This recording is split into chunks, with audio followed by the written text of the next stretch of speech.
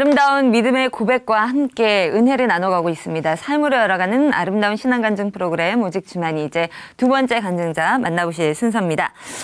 이분은요 콩쥐 팥쥐에 나올 법한 그 새어머니 밑에서 성장하신 분인데 그렇기 때문에 뭔가 위축되고 좀 자신감이 없고 침울하고 슬픈 이런 어린 시절을 보내신 분입니다. 그렇기 때문에 뭔가 나는 결혼해서는 남들보다 더 행복하게 살아야 돼 라는 그런 다짐으로 결혼을 하게 됐는데 웬걸요. 게으르고 또 폭력적인 남편을 만나서 그 기대감은 더욱더 큰 실망으로 변하게 됐습니다. 그 이후로 힘든 시간들을 보내면서 결국은 평안을 얻게 됐다고 하는데요. 이분의 삶의 여정이 참 궁금해집니다. 직접 들어보도록 하죠. 춘천 한마음교회 이경희 자매님 박수로 모시겠습니다.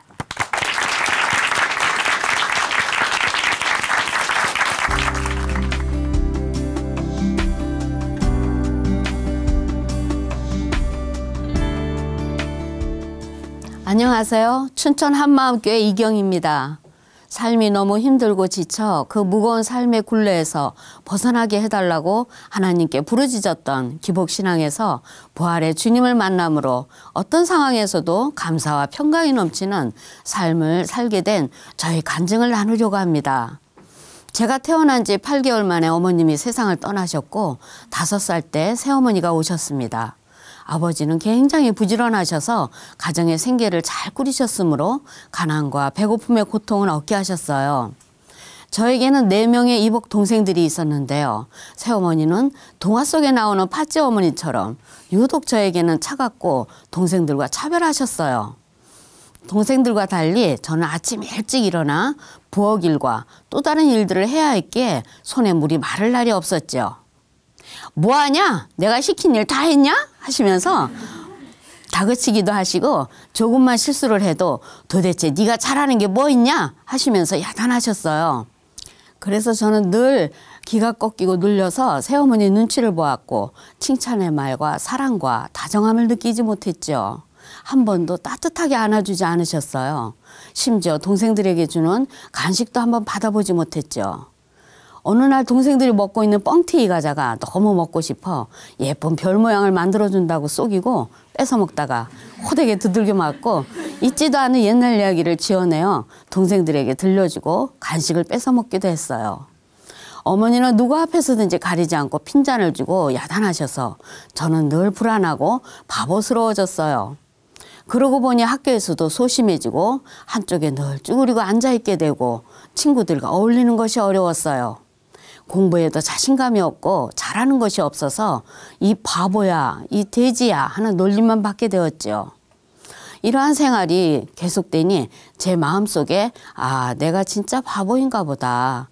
이건 아마 내 진짜 엄마가 없어서일 거야 하는 생각이 들었어요. 우리 집안의 모든 일은 어머니가 다 간섭하며 사셨어요. 워낙 어머니가 강하셔서요. 아버지를 보면 늘 측은하고 불쌍한 마음이 들어 아버지께 저의 어떤 어려움도 말하지 못했어요. 저는 중학교를 졸업하고 더 이상 학교를 갈 수 없었어요. 그러나 힘들고 우울한 사춘기를 보내면서도 제가 좋은 남편 만나면 잘 살 수 있을 거라는 희망을 갖고 있었어요. 집안에만 갇혀 살고 있어서 세상 물정을 전혀 모르고 산 저는 중매로 지금의 남편과 결혼했어요. 결혼했으니 편안하고 행복할 줄 알았는데 남편도 편모스라 해서 사랑받지 못하고 자라 성격은 이해심이 없고 살아가는데 성실하지 못했어요. 술과 담배와 게으름으로 경제사정은 너무 힘들었고 폭언과 폭행도 너무 많이 해서 감당할 수가 없었어요. 거기다 한 달 일하면 2달 집에서 쉴 정도로 직장에는 전혀 적응을 못하고 조금만 기분이 상해도 일을 하지 않았어요. 1년이면 몇 번씩 옮기는 직장으로 늘 불안하고 안정이 안 됐어요. 가정에서는 내일을 전혀 계획할 수가 없었죠. 남편은 항상 술로 눈이 충혈되어 있어서 기분이 나쁘면 무엇이든지 집어던지고 해서 그럴 때면 저는 숨어야만 했어요. 결국 개인 택시 자격을 받을 수 있는 기간에 음주운전으로 이 자격이 취소되는 청천벽력 같은 일이 일어났어요. 이 충격으로 저의 모든 삶을 다 포기하고 싶었고 결혼 생활도 더 할 수 없다고 생각했어요. 그러나 제가 오랜 시간 가정 안에서 받았던 외톨이였다는 기억이 제 인생에서는 큰 아픔이었기에 어떻게 하든지 자식에게만은 물려주지 않아야겠다는 결심을 하고 있었죠. 그래서 이혼은 절대 생각하지 않았어요. 아이가 고등학교를 졸업할 때까지 늘 가난 속에 있었어요. 그때 가까이 있는 교회에 나가고 싶은 마음이 있어서 교회에 갔는데 아무것도 모르고 오직 지금 힘들고 지친 제 삶을 위로받고 싶기만 했어요. 그래서 예배 시간 내내 서러움에 눈물만 흘렸죠. 이것이 예수님에 대한 것은 아니었지만 그래도 울고 나면 예수님이 저를 다 아는 것 같았고 성도님들의 사랑과 따뜻한 말이 어릴 때 받았던 차가움과 핀잔, 폭언만 받고 살아왔던 저에게 큰 위로가 되었어요. 시간이 흘러 교회에서 하는 성경 공부를 통해서 예수님에 대해서 알아갔어요. 하지만 여전히 현실에 대한 불만과 원망, 낙심이 사라지지 않았어요. 기쁨과 감사가 지속되지 못했죠. 아들이 춘천에 있는 대학을 가고 졸업을 할 때 새로운 희망을 가졌어요. 아들이 졸업을 하고 취직을 해서 이 어두운 내 삶을 보상해 줄 것이라는 기대를 하고 있었죠. 그러나 이것마저도 물거품처럼 사라지는 아픔이 왔어요. 어느 여름날 식사 시간에 느닷없이 아들이 찾아와 선교사가 되겠으니 허락해 달라는 것이에요.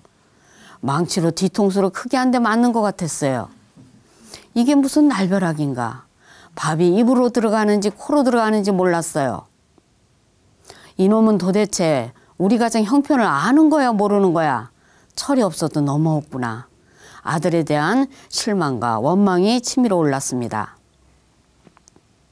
아들은 제가 이 세상에서 가장 귀하고 좋은 일을 하는 거예요 하면서 계속 저를 설득했어요. 나중에 엄마가 제일 기뻐하실 거라고요. 아들은 자라면서 저에게 실망을 준 적이 없었기에 깊이 생각해 보았어요. 낳고 기르시는 이도 하나님이시고 아들의 앞길을 인도하시는 이도 하나님이시다라는 마음이 들어서 하나님께 눈물로 기도했습니다. 하나님, 아들이 하나님의 것이니 하나님이 원하시는 대로 하시는 것이 맞습니다. 드립니다. 라는 고백의 기도를 하게 되었어요. 하지만 제 마음에 실망이 지워지지 않아 아들의 마음을 돌이켜보려 했으나 아들은 변하지 않았습니다. 이러한 아들의 결심 앞에 저도 스스로 포기하게 되었어요. 하나님의 은혜로 아들이 학업을 잘 마쳤기에 제 생각으로 아들을 기대했던 것은 잘못된 것임을 깨닫게 되었지요. 이때쯤 남편이 뇌경색으로 2번째 쓰러지면서 대소변을 스스로 해결하지 못할 정도로 병이 깊어져 갔고 가난과 병수발로 몸도 마음도 지쳤어요.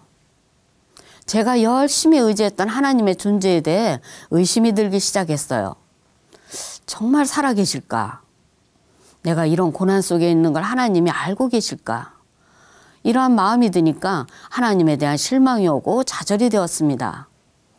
교회는 다만 내 스트레스를 푸는 정도의 장소였고 교회 문만 나서면 앞날이 더 깜깜해지고 근심과 두려움이 산같이 제 앞을 가로막았어요. 그러나 저는 살아야 한다는 생각에 닥치는 대로 열심히 일을 하며 이를 악물고 버텼습니다. 아들은 춘천에서 신앙생활을 잘하고 있는 것 같았어요. 늘 문자로 성경 구절을 넣어주며 저를 위로해주고 섬기는 교회를 자랑했지만 저에게는 들리지 않았고 아들이 원망스럽기까지 했습니다. 또한 춘천으로 이사 가자는 말을 하기도 했죠. 그러나 선뜻 제 사정이 이사한다는 것은 생각할 수도 없는 일이었어요. 고된 직장 생활로 제 무릎에 이상이 왔고 물이 많이 차서 제대로 걸을 수가 없었어요. 병원에 가서 물을 빼기도 했지만 회복은 잘 되지 않았습니다. 이때 제 자신의 한계를 느꼈고 낙심되어 주저앉아 있었죠. 이 계기로 아들의 말이 생각이 나 춘천에 오게 되었습니다. 우리 교회는 소를 키우던 자리를 개조해서 우사교회라고 했어요. 특히 아이들과 청년이 많고 모습들이 힘이 있었어요. 지쳐있는 저에게 신선한 충격이었죠. 또한 목사님과 성도님 모두가 권위의식이 없어 보였고 모두 똑같이 하나님의 일꾼 된 것을 마땅하게 여기는 것 같았어요. 제 마음이 눈 녹듯이 푸근해졌습니다. 목사님이 강단에서 선포하시는 말씀이 처음에는 알아듣기 어려웠지만 반복적으로 부활을 선포하시니 더 선명하게 알아들을 수 있었고 때로는 신선하고 새롭기까지 했어요. 예수님의 부활이 교회 1년 행사로 계란 삶아 전도하는 것으로 알았는데 그것이 아니었어요. 실제로 예수님이 우리 때문에 죽으시고 부활하셨다는 거예요. 특히 전능자가 왔다 가셨다. 복음이면 다 된다 하시는 이 말씀이 제 심장을 찔렀어요. 어느 주일날 목사님 말씀 중에 죽은 자 가운데서 살아나신 후에야 제자들이 이 말씀하신 것을 기억하고 성경과 및 예수의 하신 말씀을 믿었더라. 이 말씀에 제 눈이 확 띄어지면서 새롭게 제 마음에 비침이 있었어요. 살아나신 후에야 관심 두지 않고 있었던 이 말씀이 제 속에 빛으로 다가왔습니다. 그동안 제가 어떻게 예수님을 믿었는지 제 자신에 대한 의문이 생기며 고민이 되었습니다. 제가 이렇게 마음이 답답하며 알지 못하는 이 부분을 깨닫기를 원한다고 간절히 기도했어요. 그때 저는 정말 예수님이 하나님이심을 믿지 않았던 것이 깨달아졌습니다.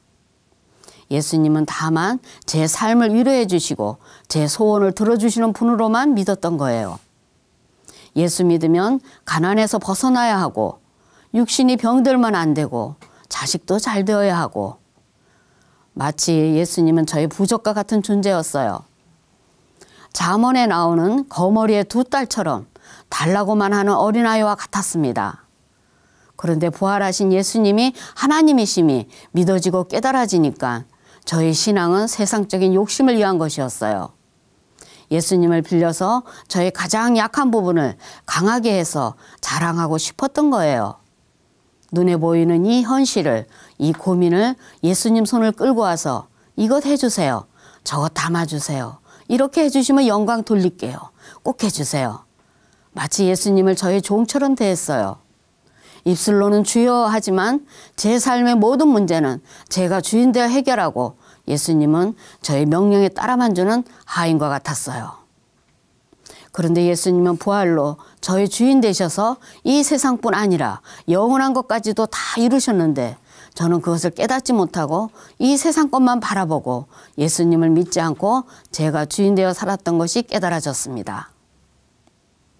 나는 부활이요 생명이니 나를 믿는 자는 죽어도 살겠고 무릇 살아서 믿는 자는 영원히 죽지 아니하리니 이것을 내가 믿느냐 계속적으로 물으시는 음성 앞에 저는 주체할 수 없는 눈물과 회개가 나왔습니다.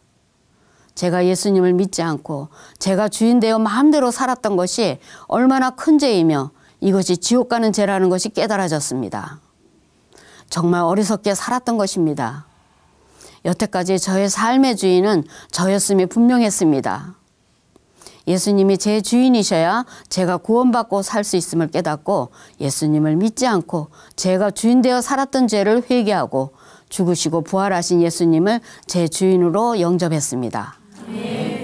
예수님을 주인으로 믿으니 제가 이 땅에 살고 있지만 예수님의 부활로 천국 소망이 확실해졌습니다. 저는 분명히 하늘나라에 속한 자이고 천국은 부활의 주님이 저의 주인이시기에 실제로 제가 가야 할 곳이며 이 땅에서도 누릴 수 있음이 깨달아졌습니다. 지금 제가 겪는 이 땅에서의 아픔과 고난은 예수님이 오셔서 제 주인 된 것보다 크지 않았습니다. 과거와 현재 내일 일도 모든 것이 주님의 손안에 있음이 선명해졌습니다. 어떠한 상황에서도 이길 힘을 주시고 감당할 수 있게 하실 거라는 믿음이 강하게 부어졌어요. 예수님의 부활로 절대 믿음이 흔들릴 수 없었어요. 주인 대신 예수님만 따라가면 되니까요. 저를 어릴 때부터 알고 있는 모든 사람들은 참 불쌍하고 복이 없다. 어쩜 저럴까 하며 저를 측은하게 볼 때면 저 역시 그래 나는 미운 오리 새끼야. 나 같은 인생은 없어 하며 한탄하고 슬퍼했습니다. 그러나 부활의 주님이 제 주인이시기에 이제 저는 그런 사람이 아닙니다. 지식적으로 학습적으로 알았던 하나님의 은혜가 실제가 되는 순간이었어요.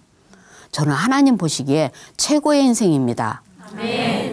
하나님이 제 주인 되셔서 다스리신다 하는 믿음이 생기니까 마음과 눈이 열어져서 모든 것이 긍정적으로 이해가 되며 감사한 것만 보여줬어요.